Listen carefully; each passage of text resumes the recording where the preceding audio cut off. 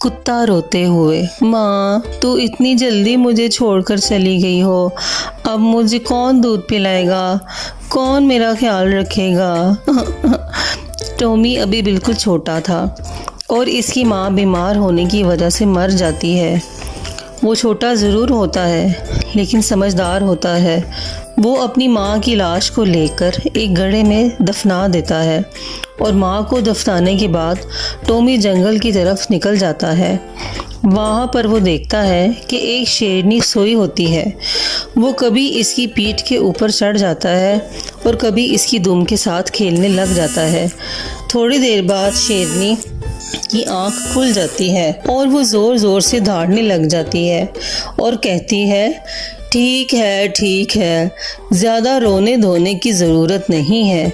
आज मेरा पेट वैसे भी भरा हुआ है, नहीं तो मैंने तुम्हें खा जाना था। टॉमी वहाँ से निकलता है और कहता है, आज तो बाल बाल बच गए।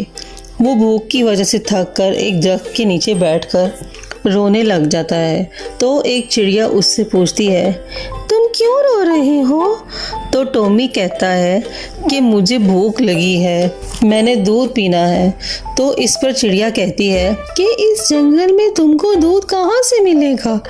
मैं अपने बच्चों के लिए दाना लेकर आई हूँ, अगर तुमने वो खाना है तो मैं तुमको दे देती हूँ।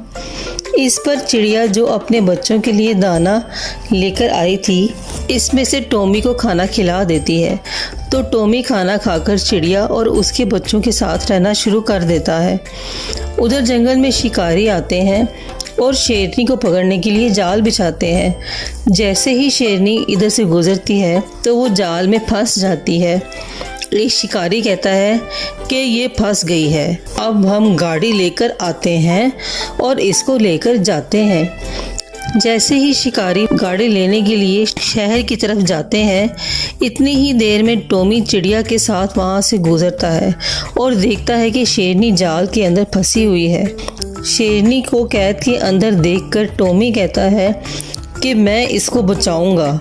जिस पर चिड़िया कहती है, तुम पागल हो गए हो, तुमको पता नहीं कि ये खूनी जानवर होते हैं, जैसे ही तुम इनकी जान बचाओगे ये तुमको ही खा जाएगी। इस पर टॉमी कहता है कि नहीं, इसने एक बार मेरी जान बख्शी थी तो अब मैं भी इसकी जान बचाऊंगा। और टॉमी दरख्त के ऊपर चढ़कर छलांग लगाकर जाल के ऊपर आ जाता है और शेरनी को बचाने की कोशिश करने लग जाता है। थोड़ी ही देर में टॉमी ने जाल को काट दिया और शेरनी को आज़ाद करा दिया। जिस पर शेरनी इसका शुक्रिया अदा करते हुए कहती है कि तुम बहुत बहादुर हो। तो इस पर टॉमी कहता है कि बहुत शुक्रिया आपका, अब मैं चलता हूँ। इस पर शेरनी कहती है कि तुम कहाँ जा रहे हो, इन शिकारियों को सबक नहीं सिखाना? इस पर टॉमी हंसकर कहता है, हाँ कि सबक सिखाना तो बनता है। इतने में शिकारियों की गाड़ी आ जाती है और वो इनकी खूब पिटाई करके इनको वहाँ से भगा देते हैं।